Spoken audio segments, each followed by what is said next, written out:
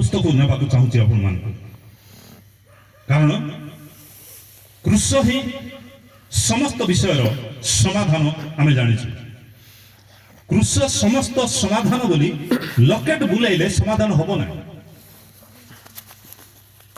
Locket बोले सुनार हो जोटा हो गड़ाई हेले समाधान नहीं क्रूसर मोर चर्च गोटे क्रूस करदे घरे गोटे क्रूस लगेदेले समाधान नहीं किंतु जो क्रूसरे कार्य होईछि आम्भ मानकु ईश्वर अनुग्रह पड़ी जीवा पाई से क्रूसर कथा शुणिकी आज आम आशीर्वाद प्राप्त होइकी जीवा आ गोटे पुस्तक को पढ़िबा जो पुस्तक रे लिखा जाई अछि गालातिया मंडली निकट को प्रेरित पाउलंकर पत्र जाकर पढ़िबे सेटे लिखा अछि एक पर्वर 4 पदरे गालातियो 1:4 से आम्भमानक पिता ईश्वरଙ୍କ इच्छा अनुसार एही वर्तमान जगतरु माने कोनटा सेटा सार कहले पापमय जगत बोली को ट्रांसलेशन सेटा ये गुट पढ़िले से गुट पढ़िले कोनटा सेटा पढ़ंतु दयाकर आउथरे से आममानक पिता ईश्वरଙ୍କ इच्छानुसार एई पापमय जगतरो देखंतु एबे गुट पढ़ुतिले कोटा पढ़िले ए वर्तमान से वर्तमान बोइला एई ट्रांसलेशन रे कोन कहछि जे पापमय जगत ए जगत भल अछि बोली केबे मते कहि परिबा कि हमें जगत तो छाड़ कथा आमर सिंधी भटा आमर कटपाड़ आमर जयपुर आमर बोरीगुआ आमर कोरापुट केबे मधे आमे केबे मधे साहसर सहित भल अछि नाई प्रिय माने आमे प्रार्थना करूछु आमे अनेक समय रे मात्र प्रभु एटी कथा कहंती गालातिय मंडली देइकरी कोन होइचंती ना प्रकृत रे सेठी देखिले कोन लेखा अछि 1:4 रे पिता ईश्वरंकर इच्छा अनुसार आम्भ वर्तमान जगतर आम मान को उद्धार करने आम्भ मान को पाप निमंते आमर पाप निमंते कौन कले सी क्रूसरे बलिदान हेले क्रूसर प्रथम कथा क्रूसरे आम मान सार कहते क्रूसरे आम मान मुक्ति अच्छी लकेट बुलाइले ना लकेट ओलई हेले मुक्ति ना किंतु से क्रूस जोटा कि परमेश्वर आमर पाप को दूर करने निमंते जीशु को प्रदान कले से क्रूसर आम विश्वास करवा एवं आम मानकर जीवन जो बंधन थिला 25 रे 26 रे से बंधन रु जीशु को नाम रे आम मुक्त हेबा एटा वाक्यर सत्यता द्वितीय विषय 2:19 गालातिया प्रथम मुक्ति कौन देखिलु ए वर्तमान पापमय जगतरु वर्तमान पापमय जिल्लारु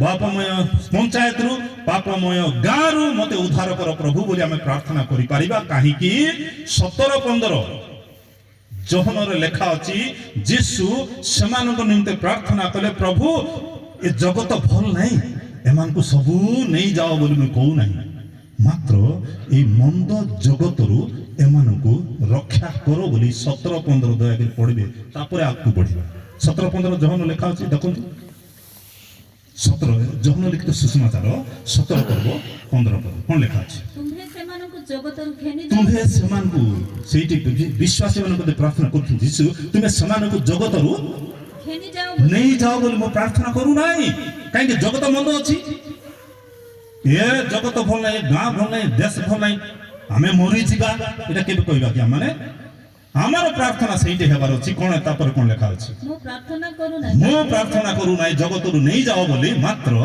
किंतु सेमानंकु मंदरु रक्षा करो प्रिय माने 25 रे जहा कि हम मान को जीवन रे हैला ए 26 मसीहार 22 तारिख पळैलाणी ए जगतर मंदरु आमे यीशु को नाम रे संपूर्ण सुरक्षा प्राप्त हेबा बाह्यिक परिस्थिति जहा हो मात्र जो माने ख्रीष्ट जीशुंकर क्रूस ऊपर विश्वास करंती क्रूस ऊपर भरोसा करंती सेमानकु ईश्वरकर अनुग्रह तो सेमाने पतित हेबे नाही मात्र एई मंद जगतरु सेमाने उद्धार प्राप्त हेबे एई विषय सिंधी भटार प्रत्येक माँ प्रत्येक बापा ପ୍ରତ୍ୟେକ ପୁଅ ପ୍ରତ୍ୟେକ ଝିଅ ପ୍ରତ୍ୟେକ ଯୁବା ପ୍ରତ୍ୟେକ ଯୁବତୀ ମାନଙ୍କ ନିମନ୍ତେ ଏହି ବାକ୍ୟର ସତ୍ୟତା ଏହି 2026 ମସିହାରେ ଯୀଶୁଙ୍କ ନାମରେ କାର୍ଯ୍ୟ କରିବା ନିମନ୍ତେ ଆମେ ପ୍ରାର୍ଥନା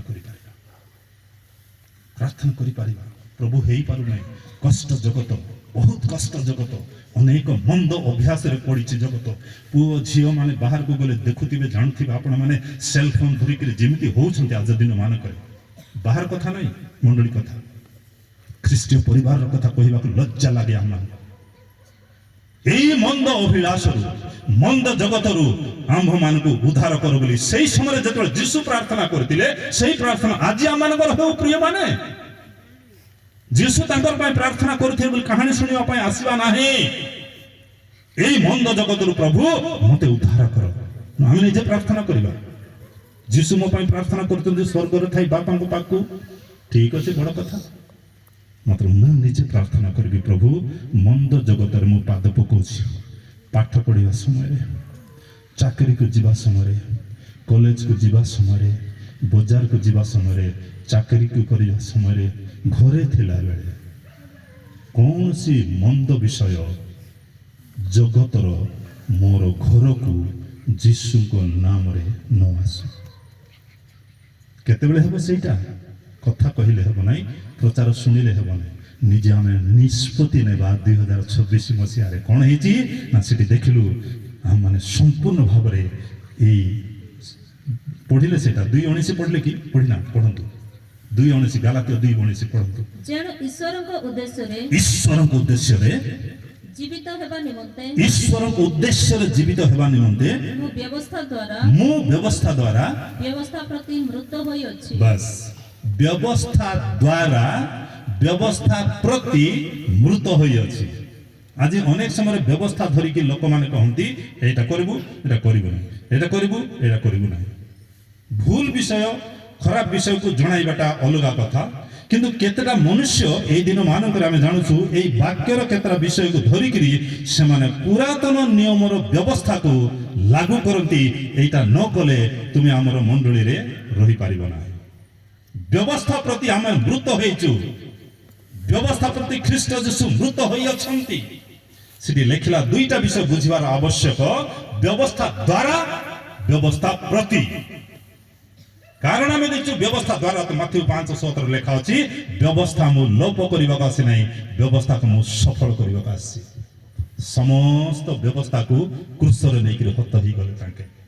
କେତେଟା ବ୍ୟବସ୍ଥା ଜାଣିଛନ୍ତି କି? 613ଟା ଅଛି। 613ଟା ଥିଲା ଲେବୀୟ ବ୍ୟବସ୍ଥା ଲେଖା ଅଛି, ଏଇଟା କରିବ ଏଇଟା କରିବ। 248ଟା 613 ଭିତରୁ 248ଟା ଏଇଟା କରିବ ବୋଲି ଲେଖା ଅଛି। 613ରୁ 248 ମାଇନସ୍ କରିଲେ କେତେ? ଫେରିଲେ କେତେ କହିପାରିବ କି? 613ରୁ ସେଲ୍ କାଢ଼, ବିକି ହେବ। ଅସୁବିଧା କହିବା କିଛି ଅସୁବିଧା ନାହିଁ। 613ରୁ 248 ଫେରିଲେ କେତେ ହେବ? ପାଠ ପଢୁ ପିଲାମାନେ, ଟୋପି ମାନେ ସବୁ କୁହ ପରା। 365। 365ଟା କରିବାକୁ ହେବ ନାହିଁ, 248ଟା କରିବାକୁ ହେବ। 613ଟା ବ୍ୟବସ୍ଥା ଏମିତି ମନୁଷ୍ୟମାନଙ୍କୁ ବାନ୍ଧିକି ରଖିଥିଲା, ସେମାନେ ଆଉ କରିପାରିଲେ ନାହିଁ। ଆମକୁ ଯଦି ଆଜି କହିବେ 613ଟା ନିୟମ ପାଳନ କରିପାରିବା କି? ସତ୍ୟ କୁହ ତ, ହେବ ନାହିଁ। ମନୁଷ୍ୟ ସେଇ 613 ବ୍ୟବସ୍ଥାକୁ ସଫଳ କରିପାରିବ ନାହିଁ ବୋଲି ପରମେଶ୍ୱର ଜାଣିଲେ। ସେଇଥିପାଇଁ ତାଙ୍କର ନିଜର ପୁତ୍ରଙ୍କୁ କ'ଣ କଲେ? କ୍ରୁଶରେ ଆମ୍ଭମାନଙ୍କ ନିମନ୍ତେ ସେ ସମସ୍ତ ବ୍ୟବସ୍ଥାକୁ ଲୋପ କରି ଆମ୍ଭମାନଙ୍କୁ ଆଜି ମୁକ୍ତ କରିଅଛନ୍ତି। ପାଳକମାନଙ୍କୁ ମଧ୍ୟ କହୁଥିଲେ, ବନ୍ଧନରେ ଅଛୁ ନିଶ୍ଚୟ ମାନେ ବିଶ୍ୱାସ କରିବା। ଆଜି କ'ଣ ହେଇଛି ନା ସମସ୍ତ ପ୍ରକାର ବ୍ୟବସ୍ଥାରୁ ପରମେଶ୍ୱରଙ୍କର ପୁତ୍ରଙ୍କର ଦ୍ୱାରା ହିଁ ଆଜି ଆମେ ସମ୍ପୂର୍ଣ୍ଣ ଭାବେ ମୁକ୍ତ ଅଛୁ। ପ୍ରିୟମାନେ, କହିପାରିବା ଏଇଟାକୁ ସାହସର ସହିତ ଧନ୍ୟବାଦ ପାଇବାର ଯୋଗ୍ୟ ସେବା। ତାପରେ ତଳୁ 20ରେ ଲେଖା ଅଛି, କ'ଣ ପଢିବେ? 20 ଲେଖା ଅଛି, ମୁଁ ଖ୍ରୀଷ୍ଟଙ୍କ ସହିତ କ୍ରୁଶରେ ହତ ହୋଇଅଛି। ମୁଁ ଆଉ ଜୀବିତ ନୁହେଁ, ମାତ୍ର ଖ୍ରୀଷ୍ଟ ମୋ ଠାରେ ଜୀବିତ ଅଛନ୍ତି। ପୁଣି ମୋ ଶରୀରରେ ଥାଇ ବର୍ତ୍ତମାନ ଯୋଉ ଜୀବନ ଯାପନ କରୁଅଛି ତାହା ବିଶ୍ୱାସରେ, ଅର୍ଥାତ୍ ଈଶ୍ୱରଙ୍କ ଯୋଉ ପୁତ୍ର ମତେ ପ୍ରେମ କରି ମୋ ନିମନ୍ତେ ଆପଣଙ୍କୁ ଉତ୍ସର୍ଗ କଲେ ତାହାଙ୍କ ଠାରେ ବିଶ୍ୱାସ କରି ଯାପନ କରୁଅଛି। କେତେ ବିଶେଷ ଲେଖା ଅଛି ପ୍ରିୟମାନେ। এইটি দেখন্তু ପାଉଲ ସେଇ ମଣ୍ଡଳୀକୁ ଲେଖିବା ସମୟରେ ମୁଁ ଖ୍ରୀଷ୍ଟଙ୍କ ସହିତ କ୍ରୁଶରେ ହତ ହୋଇଅଛି। ଆଉ ଥରେ ପଢିବି, ବୁଝନ୍ତୁ ଦୟାକରି। ପାଉଲ କହୁଛନ୍ତି ପାଉଲ ନିଜକୁ କହୁଛନ୍ତି ମୁଁ ଖ୍ରୀଷ୍ଟଙ୍କ ସହିତ କ୍ରୁଶରେ ହତ ହୋଇଅଛି। କ୍ରୁଶରେ ହତ ହେଇଥିଲା କି? ସେ ହତ ହେଇଥିଲା କି ନାଇଁ? ତ କଣ ଏ କଥା ଲେଖୁଛି ଯେ? ପରମେଶ୍ୱର ସାହାଯ୍ୟ କରନ୍ତୁ ବୁଝିବା ନିମନ୍ତେ। ଆମମାନଙ୍କର ସେଠି ଲେଖିଲା କଣ ହେଇଛି ନା, ପ୍ରକୃତରେ କ୍ରୁଶରେ ହତ ହୋଇଥିବାରୁ ମୁଁ ଆଉ ଜୀବିତ ନାହିଁ, ଖ୍ରୀଷ୍ଟ ମୋ ଠାରେ ଜୀବିତ ଅଛନ୍ତି। କ୍ରୁଶରେ ହତ ଅର୍ଥାତ୍ ମରିଗଲେ ଯୀଶୁ। ମୋର ସମସ୍ତ ଅଭିଳାଷ 25ରେ ଯାହା ଥିଲା, এই ସମୟରେ ପ୍ରିୟମାନେ এই ବାକ୍ୟ ଦ୍ୱାରା ଆମର ସମସ୍ତ ଅଭିଳାଷକୁ କ୍ରୁଶରେ ହତ କରିବା ମାନେ ଅର୍ଥାତ୍ କ୍ରୁଶରେ ହତ ବୋଲେ କଣ? ଯୀଶୁ ମରିଗଲେ ତ ମୋର ଭୁଲ କାମ, ମୋର ପାପ କାମ, ମୋର ଦୁର୍ବଳ କାମ, ମୋର ଅବହେଳାର କାମ এই ସମୟରେ ଖ୍ରୀଷ୍ଟ ଯୀଶୁଙ୍କର କ୍ରୁଶରେ ହତ ହେଇଯାଉ। এই ବାକ୍ୟର ସତ୍ୟତା ତେବେ ଲେଖା ଅଛି ସେଠି କଣ ହେଇଛି? ମୁଁ ଆଉ ଜୀବିତ ନୁହେଁ, ମାତ୍ର ଖ୍ରୀଷ୍ଟ ମଥାରେ ଜୀବିତ। ମୁଁ ଶରୀରରେ ଥାଇ ବର୍ତ୍ତମାନ ଯେଉଁ ଜୀବନ ଯାପନ କରୁଅଛି, ଶରୀର କଥା କହୁଥିଲି 25ରୁ ଛାଡ଼ି 26ରେ ଆସିଲୁ। ଏଠି ଲେଖା ଅଛି ଯେଉଁ ଜୀବନ କରୁଅଛି ତାହା ବିଶ୍ୱାସରେ। ଆଗରୁ ପଢିଥିଲୁ ଆମେ, ଦୁଷ୍ଟ ଅବିଶ୍ୱାସର ହୃଦୟ ଆମମାନଙ୍କ ମଧ୍ୟରେ ନାହିଁ ଆଜି। मैं मसीह के साथ क्रूस पर चढ़ाया गया हूँ, अब मैं जीवित न रहा, मसीह मुझ में जीवित है। मैं शरीर में जीवित हूँ तो केवल विश्वास से जीवित हूँ। मैं अब जीवित नहीं हूँ, मसीह मुझ में जीवित है। प्रिय भाई और बहन, 25ରେ କଣ କରିଛୁ ମୁଁ ଜାଣି ନାହିଁ, 26ରେ ଯୀଶୁ ମୋ ଠାରେ ଅଛନ୍ତି। ସକାଳେ ଶୁଣିଛୁ ଆମମାନେ ମୋ ଠାରେ ଅଛନ୍ତି ବୋଲି ଆମମାନେ ଗୋଟେ ବିଶ୍ୱାସର ଜୀବନ ଆଗକୁ କଢ଼ାଇ ପାରିବା। ପ୍ରଭୁ ଆମକୁ ସାହାଯ୍ୟ କରନ୍ତୁ। 5:24 ଗାଲାତୀୟ ଚତୁର୍ଥ ବିଷୟ 5:24। ଯେଉଁମାନେ ଖ୍ରୀଷ୍ଟ ଯୀଶୁଙ୍କର ସେମାନେ ଶରୀରକୁ ସେଥିର କାମନା ଓ ଅଭିଳାଷ ସହିତ କ୍ରୁଶରେ ହତ କରିଅଛନ୍ତି। ଆଉ ଥରେ କହିଲା ଏଠି, ଯେଉଁମାନେ କଣ? ଖ୍ରୀଷ୍ଟ ଯୀଶୁଙ୍କର। ଆପଣମାନେ ଖ୍ରୀଷ୍ଟ ଯୀଶୁଙ୍କର କି ଜାଣନ୍ତୁ ଦୟାକରି। ହଁ ମୁଇଁ ଖ୍ରୀଷ୍ଟିଆନ ନାହିଁ, ଯୀଶୁଙ୍କର ହେବାର ଅଛି। ଆମେ ଭାବୁଛୁ ଖ୍ରୀଷ୍ଟିଆନ ମାନେ ସ୍ୱର୍ଗ ଯିବେ, ମିଛ କଥା। ଏବେ ଏଇ ଭାବନାରେ ରୁହନ୍ତୁ ନାହିଁ। ଆପଣ କିଏ କହିବେ ଖ୍ରୀଷ୍ଟିଆନ ସବୁ ସ୍ୱର୍ଗ ପଳେଇ? ମିଛ କଥା। ଯେଉଁମାନେ ଯୀଶୁଙ୍କର ସେମାନେ ସ୍ୱର୍ଗକୁ ଯିବେ। ଯୀଶୁଙ୍କର କଣ ଧର୍ମ ଥିଲା କି?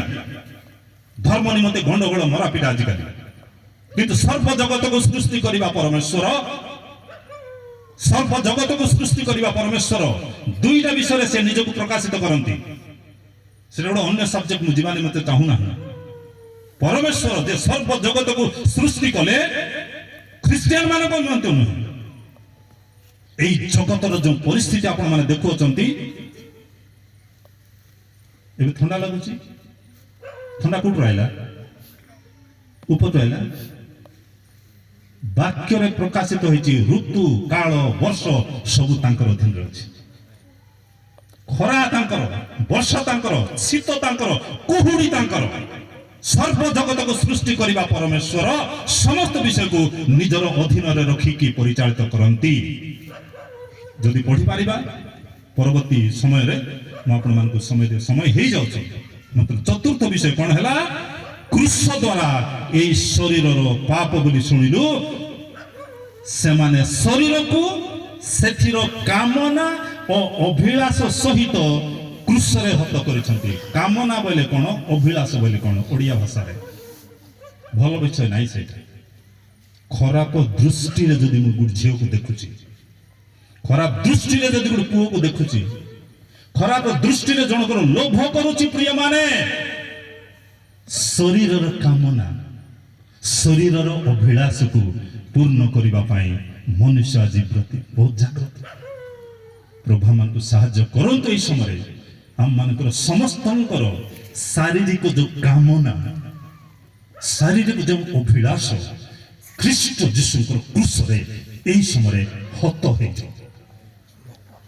କୌଣସି ବିଷୟ ତାହାକୁ ଶାରୀରିକ ଭାବରେ ମୁଁ ଯୋଉଟା କରି ଆସୁଥିଲି ଚଳିଯିବ ନାଇଁ। ଆଉ କିଏ ତ ଦେଖୁନାହାନ୍ତି, କିଛି ତ ହଉନି, ପେଟ ବତାତ ହଉନି, ମୁଣ୍ଡ ବତାତ ହଉନି, ଖାଇଲେ ଜୀର୍ଣ୍ଣ ହଉଛି, ଚାକିରି କରୁଛି, ବଢିଆ ଦରମା ମିଳୁଛି, ମୋଟର ସାଇକେଲ, ଭଲ ବିବାହ କଲି, ପୁଅ ଝିଅ ହେଲେ, ଜମି କରିଲି, କରୁଥାନ୍ତୁ ଏସବୁ ମନା ନାହିଁ। କିନ୍ତୁ ଶରୀରର ଅଭିଳାଷ ପ୍ରିୟମାନେ, ମୁଁ ଆଗରୁ ପଚାରିଲି ଯେଉଁ ଶରୀର 25ରେ ଥିଲା ସେଇ ଶରୀରକୁ ଧରି 26ରେ ଆସିଛୁ। ଜାଗ୍ରତ ହେବା ମାନେ এই ବର୍ଷ ଆମମାନଙ୍କ ନିକଟରେ ଜାଗ୍ରତର ବର୍ଷ। ନିଶ୍ଚୟ ପ୍ରଭୁ ଆମମାନଙ୍କୁ ଆଶୀର୍ବାଦ କରିବେ। ଶେଷ କଥା କହିକି ସମାପ୍ତ କରିବି। 6:14 ଗାଲାତୀୟ 6:14। କିନ୍ତୁ ଆମମାନଙ୍କ ପ୍ରଭୁ ଯୀଶୁ ଖ୍ରୀଷ୍ଟଙ୍କର କ୍ରୁଶ ବ୍ୟତୀତ ଆଉ କାହିଁରେ ଦର୍ପ କରିବା ମୋ ଠାରେ ଦୂରେ ଥାଉ। ତାହାଙ୍କ ଦ୍ୱାରା ଜଗତ ମୋ ପ୍ରତି ଓ ମୋ ଜଗତ ପ୍ରତି କ୍ରୁଶରେ ହତ ହୋଇଅଛି। ଟିକେ ତାକୁ ଭାଙ୍ଗିକିରି ଖାଇବା, ଯୋଉଟା ସିଧା ଖାଇଦେଲୁ ପଡ଼ିକିରି ତାକୁ ଭାଙ୍ଗିବାରୁ ଖାଇବା ବଢିଆ ଲାଗିବ। ପଢନ୍ତୁ ଦୟାକରି, ମୁଁ ଭାଙ୍ଗିକି ଖୁଆଇବି, ଖାଇବ। ଆଜି କହୁଥିଲେ ରାନ୍ଧିନୁ ବୋଲିକିରି, ରାନ୍ଧିକିରି ଆସ ବୋଲି କହିଲେ, ସେ ଖାଇବା କଥା କହୁନାହିଁ। ଏଇଠି ଲେଖା ଅଛି ଦେଖନ୍ତୁ 24, ଆମ୍ଭମାନଙ୍କ ପ୍ରଭୁ ଯୀଶୁ ଖ୍ରୀଷ୍ଟଙ୍କର କ୍ରୁଶ ବ୍ୟତୀତ କୌଣସି ବିଷୟ ମୋର ଦର୍ପ କରିବା ଦୂରରେ ଥାଉ। ତାହାଙ୍କ ଦ୍ୱାରା, ପ୍ରିୟମାନେ ତାହାଙ୍କ ଦ୍ୱାରା ବୋଲି ଏଇଠି ଲେଖା ଅଛି, ପଢିକିରି ଶୁଣିକିରି ବୁଝିବା ପାଇଁ ନାହିଁ, ସେଇଟା ଆମର ଜୀବନକୁ ଆଜି ଆଣିବା। ତାହାଙ୍କ ଦ୍ୱାରା କ୍ରୁଶରେ ଯେ ହତ, ତାହାଙ୍କ ଦ୍ୱାରା ଜଗତ ମୋ ପ୍ରତି, ଜଗତର ଅଭିଳାଷ, ଜଗତର କାମନା, ଜଗତର ଭୁଲ ବିଷୟ ମୋ ପ୍ରତି କଣ ହେଇଛି? ମୁଁ ଜଗତ ପ୍ରତି ଦୁଇଟା ବିଷୟ, ସମସ୍ତ ବିଷୟ ଯାହା ଦୁର୍ବଳ ଆମମାନଙ୍କୁ କରୁଛି, ସମସ୍ତ ବିଷୟ ଯୋଉଟା ଗଣ୍ଡଗୋଳ ଆଣୁଛି, ସମସ୍ତ ବିଷୟ ଯୋଉଟା ଅଶାନ୍ତି ଆଣୁଛି, ସମସ୍ତ ବିଷୟ ଯୋଉଟା ରୋଗ ମଧ୍ୟ ଆଣୁଛି, ମୁଁ ସେଇ ଜଗତର ଅଭିଳାଷର ମୁକ୍ତି ଏବଂ ସେଇ ଜଗତର ଅଭିଳାଷ ମୋ ଠାରୁ ସମ୍ପୂର୍ଣ୍ଣ ଭାବରେ ଅଲଗା ହେବା ନିମନ୍ତେ ଆମେ ଦେଖିଲୁ ଏଇ କ୍ରୁଶ ଦ୍ୱାରା ହିଁ ଲେଖାଯାଇଛି। କଣ ସେଇଠି? କ୍ରୁଶ ବ୍ୟତୀତ ଆଉ କାହିଁରେ ନାହିଁ। କ୍ରୁଶ ବ୍ୟତୀତ କାହିଁରେ ନାହିଁ। କାହିଁକି କ୍ରୁଶ କ୍ରୁଶ କ୍ରୁଶ? ସେଇ କ୍ରୁଶରେ ଯେଉଁ ଯୀଶୁ ଖ୍ରୀଷ୍ଟ ତାଙ୍କର ବହୁମୂଲ୍ୟ ରକ୍ତ ଢାଳିଥିଲେ ପ୍ରିୟମାନେ, ଯଦ୍ୱାରା ଆମେ କହୁଥିଲୁ ଯେ 25ରେ ବଞ୍ଚିଲୁ, 26ରେ ଆସିଲୁ, ଠିକ ଅଛି, ମାତ୍ର ଆମ୍ଭମାନଙ୍କର ଜୀବନରେ ଆରମ୍ଭରୁ ଶେଷ ସମାପ୍ତ କରିବା ପାଇଁ କହିବା କହି 5ଟା ବିଷୟ କହିଲି। କଣ ଥିଲା? ପ୍ରଥମ କଣ କହିଥିଲି? କହିବା, ସମସ୍ତେ କହିବା, ସମସ୍ତେ କହିବା, କହିବାକୁ ଭଲ ଲାଗୁନାହିଁ ନାଇଁ କି? କିଛି ଅସୁବିଧା ନାହିଁ। ପ୍ରଥମ ବିଷୟ କଣ ହେଇଥିଲା? ଏଇଟା ଅବହେଳା ବାଲା ନାଇଁ କି? ଏଇଠି ତଳେ ଆକା ଦେଖୁଛନ୍ତି ସବୁ, କି ଏଇଟା ଦେଖୁଛନ୍ତି? ସର୍ବପ୍ରଥମ କଣ କହିଥିଲି? ଅବହେଳା କରିବା ନାହିଁ। ଅବହେଳା କଲେ କଣ ହବ? ଲକ୍ଷ୍ୟ ଭ୍ରଷ୍ଟ ହେବ। ଲକ୍ଷ୍ୟ ଭ୍ରଷ୍ଟ ହେଲେ କଣ ହବ? ଅବିଶ୍ୱାସ ହୃଦୟ ପଳେଇ ଆସିବ। ଅବିଶ୍ୱାସ ହୃଦୟ ଆସିଲେ କଣ ହବ? ଜାଣି ଜାଣି ପାପ କରିବ। ଓଡିଆ ସ୍ୱେଚ୍ଛାକୃତ, ଜାଣି ଜାଣି ଭୁଲ କରିବା। ଜାଣି ଜାଣି ଭୁଲ କଲେ କଣ ହବ? ତାପରେ ଈଶ୍ୱରଙ୍କର ଅନୁଗ୍ରହର ପ୍ରତୀତ ହେବା ନାହିଁ। ଆମେ ଜାଣି ଜାଣି ଭୁଲ କରିବାଟା, ଜାଣି ଜାଣି ପାପ କରିବାଟା ଯଦି ପଢେଇବି ଯାକୁବ 4:17, ଯାକୁବ 4:17 ବନ୍ଦ କରିବା, କି ସମୟ ହେଇଯାଉଛି, କିଛି ଅସୁବିଧା। 5ଟା ବିଷୟ ସେଇଠି ହେଲା, ଏଇଠି 5ଟା ବିଷୟ କହିକି ଆମେ ବନ୍ଦ କରିବା। ଅତଏବ ଯେ ସତ୍କର୍ମ କରିବାକୁ ଜାଣି, ଯେ ସତ୍କର୍ମ ସତ୍କର୍ମ ବୋଲେ କଣଟା? ସତ୍କର୍ମ ବୋଲେ କଣଟା? ମୁଁ ଯୋଉଟା ଚାହୁଁଛି ସେଟା ସତ ନାହିଁ।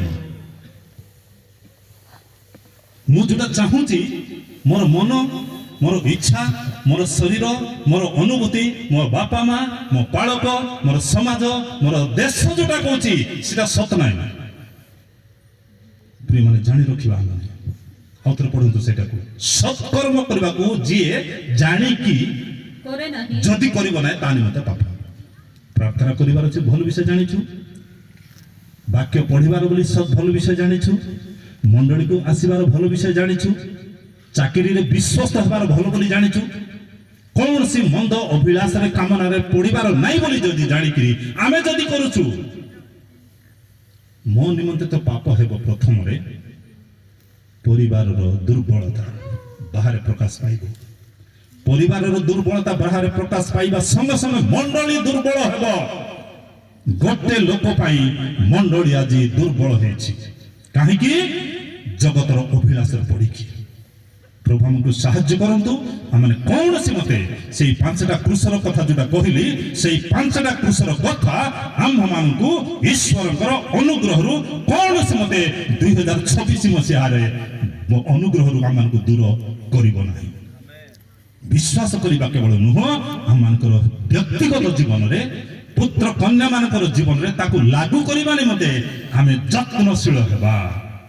ଯତ୍ନ ନେବାର ଅଛି। ଆମେ ପାଠ ଭଲ କରି ପଢିଲେ ତ ପାସ, ଏମିତି ପଢିଦେଲେ ପାସିଯିବ କି? କେମିତି ନାଇଁ ତ? ଏତେ ପଢୁଥିଲେ, କୋଉଠି ପଢୁଥିଲୁ? ବହି ଭିତରେ ଆରେ ଖ୍ରୀଷ୍ଟ ରଖିଥିଲୁ କି ନାଇଁ କି?